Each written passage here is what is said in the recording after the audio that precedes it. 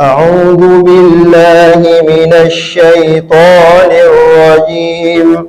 لن تنالوا البر حتى تنفقوا مما تحبون وما تنفقوا من شيء فإن الله به عليم. كل الطعام كان حلا لبني إسرائيل إلا ما حرم إسرائيل على نفسه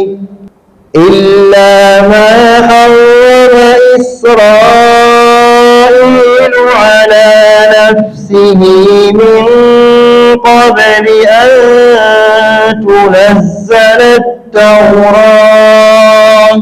قل فأتوا بالتوراة فاتلوها إن كنتم صادقين. فمن افترى على الله الكذب من بعد ذلك فأولئك هم الظالمون. قل صدق الله. فاتبعوا ملة إبراهيم حنيفا وما كان من المشركين. إن أول بيت وضع للناس للذي ببكة مباركا. إن أول بيت وضع للناس للذي ببكة مباركا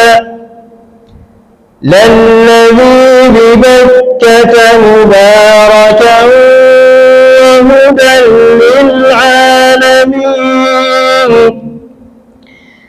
فيه آيات بينات مقام إبراهيم ومن دخله كان آمنا. ولله على الناس حج البيت من استطاع إليه سبيلا ومن كفر فإن الله غني عن العالمين. صدق الله العظيم. الحمد لله رب العالمين والصلاة والسلام على رسول الله صلى الله عليه وسلم. Amma ba'd, insha Allah leo tutaendelea na semina zetu, na Allah akituwafikisha tunategemea tugusie sehemu mbili katika semina hii, yani mada mbili kwa pamoja, kusichanganya sehemu moja ili kuweza kufikia yale malengo ya kufikia kugusia katika kila hatua ya masala mazima yanayohusiana na masala ya hija na masala mazima yanayohusiana na ibada nzima ambayo inafanyika katika miji mitukufu ambayo Allah subhanahu wa ta'ala ameichagua. Insha Allah, jambo la kwanza tumependelea, kwa vile ibada hii inafanyika katika maeneo maalum, ibada hii inamtaka mtu wakati wa matayarisho yake anajitayarisha kuelekea katika sehemu maalum, na Mtume sallallahu alayhi wasallam amekuwa anachunga katika kila mambo ambayo anatufahamisha kuelekea katika ibada, kutupa kile kiini cha kuweza kufikia wakati wa kutekeleza ibada. Mtume sallallahu alayhi wasallam kama alivyosifiwa na Allah subhanahu wa ta'ala, yeye yanamuumiza zaidi yale ambayo yanatupasa sisi tuyafanye, yanamshughulisha zaidi yale ambayo sisi yanatugusa katika kumtafuta Mola wetu na kutafuta uchamungu wa kumtii yeye. Kwa hiyo Mtume sallallahu alayhi wasallam kama alivyokuwa anawauliza masahaba, kwa sababu kipindi kile ndio wako pamoja na yeye, anawauliza kila baada ya muda, je, nimekufikishieni? Je, nimekufanyieni wepesi wa kufahamu kila ambacho mnatakiwa mkitekeleze? Je, nimekupeni njia zote za kumweza kumfikia Mola wenu? Masahaba hawakuwa na jawabu jingine na balaa. Sisi wenyewe ambao tumekuja leo baada ya masahaba pia hatuna jawabu jingine, tunaambia ya Rasulullah, qad ballaght, tunashuhudia kwamba kweli umefikisha.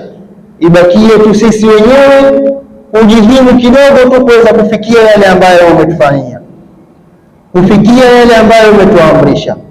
Kwa hiyo Mtume sallallahu alayhi wasallam katika kila ibada ametueleza, na katika maneno yake matukufu ametueleza mwanzo, kabla hujaingia katika ibada hiyo ujitayarishe kwa kufanya nini na nini na nini, ili utakapoingia katika ibada yako hiyo uwe tayari wewe ushamuelekea Mola wako, na baada ya kuingia katika ibada hiyo ufanye kipi na kipi ambacho hicho kitakufanya wewe kuweza kupata daraja na kupata yale malipo ambayo Allah subhanahu wa ta'ala ameandaa katika ibada hizo. Sasa kwa vile ibada ya hija mtu matayarisho yake anaanza tokea nyumbani, lakini leo tutaiangalia sehemu nyingine ya ibada, ya sehemu ambayo sasa tunataka kuingia lile eneo ambalo Mtume sallallahu alaihi wasallam ametuambia, sasa mkishakuwa tayari mnaelekea katika ibada hii, basi mufike sehemu fulani. Hapo sasa kama kuna jambo ambalo mtu bado analo katukanalo huko nyumbani, hapa ndio mwisho, hapa ndio mwisho wake. Kila kitu ukiache hapa, sasa wewe unaingia katika uwanja wa mapambano wa kumwelekea Mola wako. Sasa ni vizuri kama Mtume sallallahu alayhi wasallam ametufahamisha sehemu ambazo hapa ukifikia watakiwa uweshakuwa umejitayarisha, basi na sisi hatuna budi ya kupeana indhari, hatuna budi na sisi kutambulishana sehemu hizo, na hatuna budi na sisi kutokana na zama zetu hizi zilizokuwa sasa hivi tukafahamishana utaratibu wake ulivyo, kwa sababu sehemu hizo zimepita zama zake Mtume sallallahu alayhi wasallam, yeye alikuwepo, wakaja masahaba zake wakawafahamisha wengine walikuwa pamoja nao, wakaja tabi'in nao wakawafahamisha, na wengine wakaonesha kwa vitendo. Wakifika sehemu zile wanaonesha kwa vitendo, wanafanya hivi, ima wanawaambia au wanasubiri waulizwe, wao wanasema kwamba tumemwona Mtume sallallahu alayhi wasallam akifanya hivi. Na hakuna sehemu nyingine isipokuwa ni miqat. Nini miqat? Miqat ni kwa maana ya neno kwa Kiswahili ni kituo, ni kituo ambacho kimewekwa, ni miqat. Sasa Mtume sallallahu alayhi wasallam katika ibada hii ya hija ameweka vituo maalum ambavyo mtu akikaribia kufika katika sehemu hiyo, hapo tayari ajipekue, kama kuna vitu amebakisha aviache vyote. Sasa awe tayari yeye anaingia kuelekea katika ibada nzima, ibada ya hija ambayo Allah subhanahu wa ta'ala kwa kupitia mtume wake sallallahu alayhi wasallam amefaradhisha umri mara moja katika umri wake inatosha, lakini kuongeza na kuongeza inaonyesha wewe harisi yako na kule kupenda katika yale ambayo Allah subhanahu wa ta'ala ametuamrisha. Sasa tutaoneshana kwa zama zetu hizi wanazuoni wameonyesha vipi masuala ya miqat na wamekadiria vipi kutokana na zana ambazo tunazitumia katika kipindi chetu hichi cha leo, ili mtu aweze kujitayarisha kabla ya kufikia hizo miqati zenyewe. Kwa sababu kipindi cha Mtume sallallahu alayhi wasallam usafiri mkubwa kabisa ambao ulikuwa ukitumika ni usafiri wa ngamia na farasi.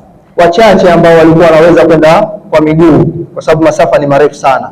Wale ambao washakwenda na wale ambao watabahatika, inshallah Allah tufanyie sote tubahatike kuzuru na kuzuru tena katika mji mtukufu na sha'airillah, tutaona kwamba sisi tunatumia zana zilizokuwa sasa hivi umbali wake ukoje, na wao tukichukua taswira walizokuwa wakitumia hao wanyama walikuwa wanakwenda katika umbali gani kufikia. Lakini kwa wao ilikuwa ni rahisi, na sadaqa Rasulullah sallallahu alayhi wasallam, mtume ambaye amesema khairu quruni qarni bora ni yangu mimi. Ukiangalia kiundani kweli wakati mtume sallallahu alayhi wasallam ilikuwa ni bora, kwa sababu kila tashwishi katika masuala ya ibada ilikuwa iko mbali kabisa. Kila kitu ambacho kilikuwa kinaleta tashwishi na kilikuwa kinaleta fadhaa kwa mtu katika masuala ya ibada kilikuwa kiko mbali kabisa.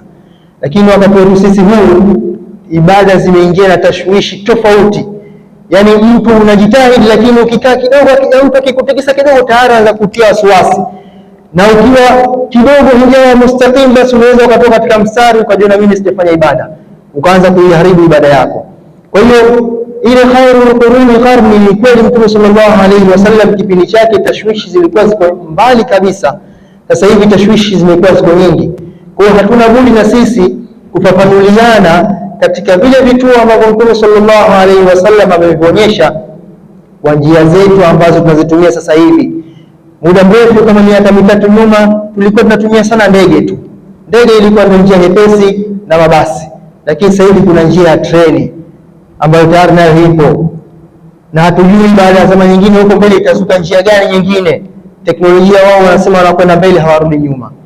Sasa inatokezea vikundi vinajitahidi, inatokezea kwamba katika kuondoka kuelekea katika zile miqati kuzipita, akachomolewa mtu mmoja mtu wawili, akamwambia hawa lazima wasafiri kwa kutumia njia fulani.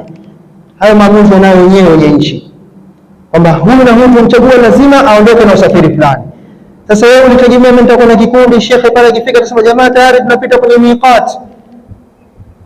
Tukaona hapana, lazima na huku tukia nyumbani mtu awe na ABC. Ikitokezea yeye kaambia wenzako watakwenda kwa mabasi, lakini wewe lazima upande treni. Vipi utaweza mwenyewe kujisaidia usipite miqati ukafanya yale Mtume sallallahu alaihi wasallam ameyataka uyafanye? Kwa sababu ukipita miqati tayari ushaanza kutengeneza sura mbaya ya ibada yako. Inabidi kuna vitu vingine sasa wa ziada wewe kuvifanya huko mbele, ambavyo itakuwa uko tofauti na wenzako hawatovifanya vile, vitakubidi wewe peke yako ndio unifanye, na uenda pengine pia hao viongozi ukawatia taklif ya wewe peke yako sasa kuweza kufuata hilo jambo, na masafa ya miji ya wenzetu ni mikubwa sana, ni mbali. Kwa hiyo kwa kulionea hilo, tutaanza kwanza kuyazungumza miqat katika utaratibu ambao wamechambua watu wa ramani kwa kipindi hichi, alafu tutaonyeshana pia katika ramani zao ambazo wamezichora. Vituo ambavyo Mtume sallallahu alaihi wasallam ameviweka ni vituo vinne. Mtume sallallahu alaihi wasallam katika kipindi chake alikuwa amevitaja vituo vinne. Hivyo ni vituo vya kuonyesha sasa hapa unavuka kuelekea sasa katika mipaka ya Maka. Vituo hivi viko nje ya mipaka ya Maka. Vituo hivi viko nje ya mipaka ya Maka. Ilikuwa tuna mada hapa ya kuchambua majina ya Maka na Baka ili kuonyesha mipaka na ule utakatifu wake, lakini inshallah tutakuja kuendelea katika mada zinazofuata. Kituo ambacho Mtume sallallahu alaihi wasallam wakati wake aliweka kituo kinaitwa Yalamlam. Kituo cha Yalamlam ambacho hicho katika ramani hapo kinaonekana kwamba kiko upande wa Yemen. Watu wa ramani wamesema kituo hichi kipo sana katika upande wa Yemen. Na kituo cha pili ambacho Mtume sallallahu alaihi wasallam alikuwa amekiweka kipindi hicho, watu wakifika hapo waanze kuweka talbia na kujizuia na mambo yote ya muharramati alhaji na umra, ni kituo cha Qarnu almanazil, ambacho kituo hicho wanasema kinatokea sana upande wa nchi za Asia. Na kituo cha tatu ambacho Mtume sallallahu alaihi wasallam alichokuwa amekiweka yeye ni kituo cha juu kabisa ambacho kinaitwa Dhatul Irqi. Kituo hicho kama lilivyo jina lake linavyoashiria Iraq, walikuwa wanakuja watu ambao wanapitia upande wa Iraq, walikuwa wakifika hapo sasa wanatakiwa sasa kuweka azma yao na kufanya tajaddudi ya nia zao za hija na umra. Na kituo cha mwisho ambacho Mtume sallallahu alaihi wasallam alikuwa amekiweka ni kituo cha mwisho kabisa na kijani juu kinachoitwa Dhul-Hulaifa.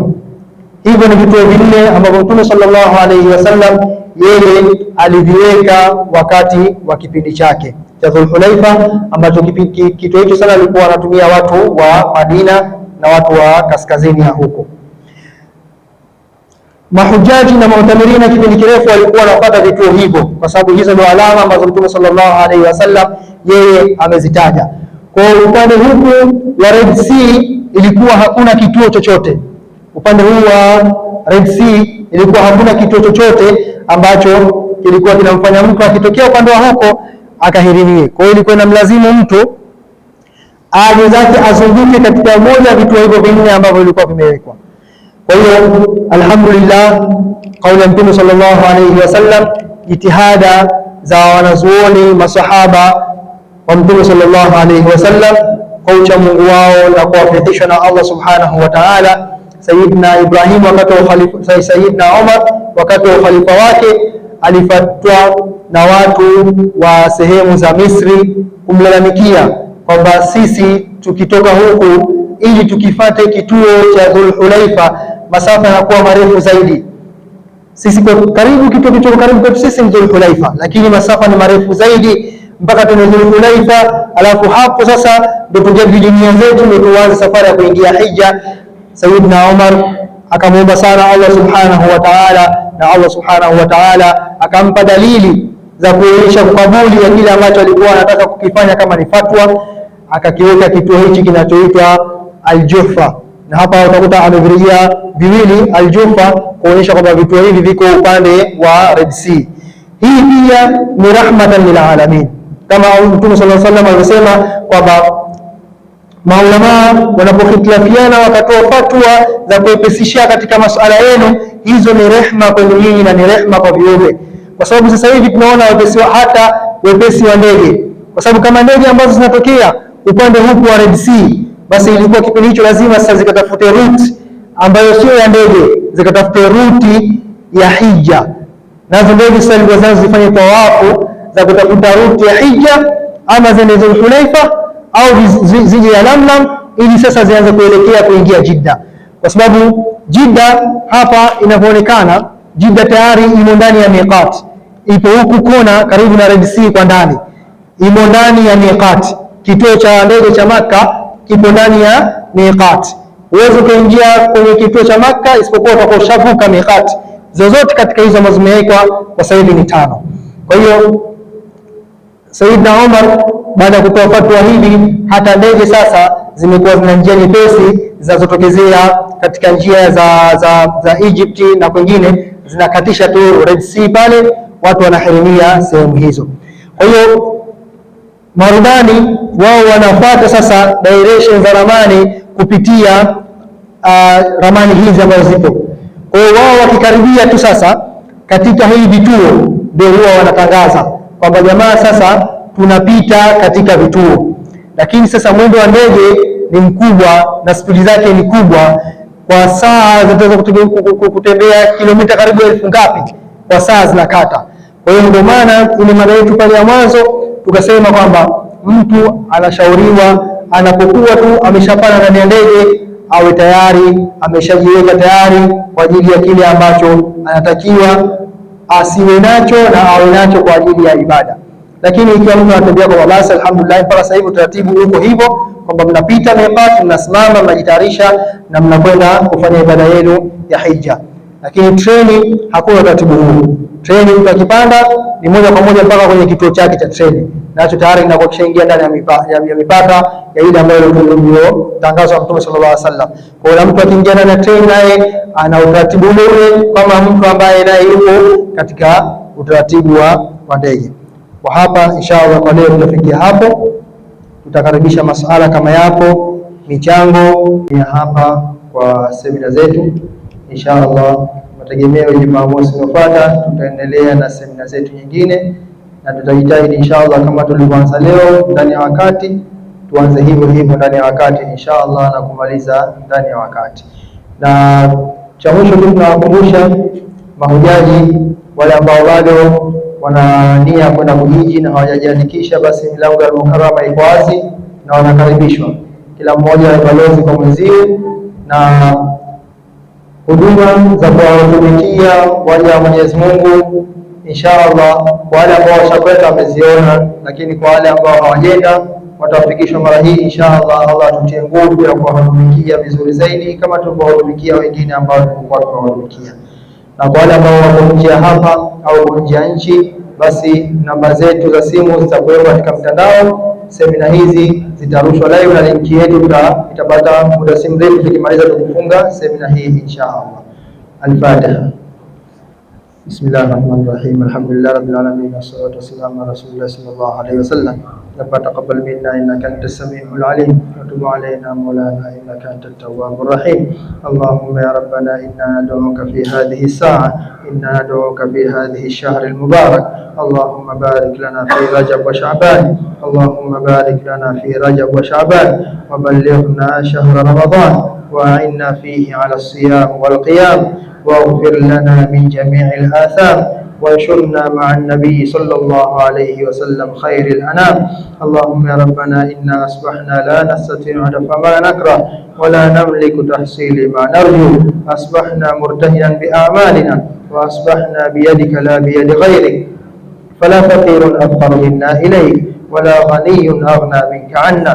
اللهم يا ربنا لا تشمت بنا أعداءنا ولا تسوء بنا أصدقاءنا ولا تجعل الدنيا أكبر همنا ولا مبلغ علمنا ولا تسلط علينا بذنوبنا من لا يخافك ولا يرحمنا. كلنا لبيك اللهم لبيك، لبيك لا شريك لك لبيك، إن الحمد والنعمة لك والملك لا شريك لك. سبحان ربك رب العزة عما يصفون وسلام على المرسلين والحمد لله رب العالمين.